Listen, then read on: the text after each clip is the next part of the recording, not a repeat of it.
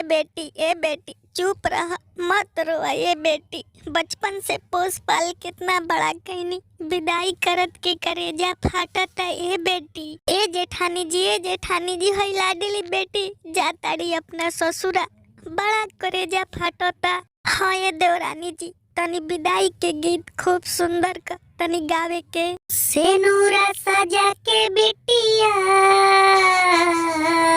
पिया घरे जईबू हो, भैया या भौजी के तू बड़ा याद आईबू हो, भैया या भौजी के पापा के दुलार छुट्टी है, ए बेटी माई के प्यार छुट्टी है, ससुरा नगरिया के तू स्वर्ग बनाईबू हो, भैया या भौजी के तू बड़ा याद आईबू हो, रात भर खाली रहबू, भोरे डोली में बैठबू हो, सखिया सहेलियन के जईबू त रोईबू हो,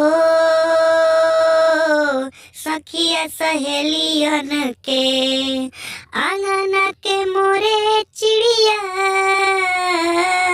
कौना खोता में समईबू हो, नई हर नगरिया बेटी तू पराया बनईबू हो,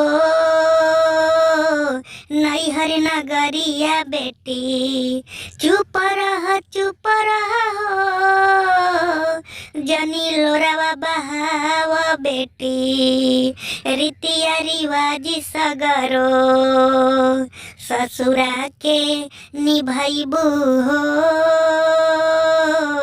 रीतिया रिवाज सगरो।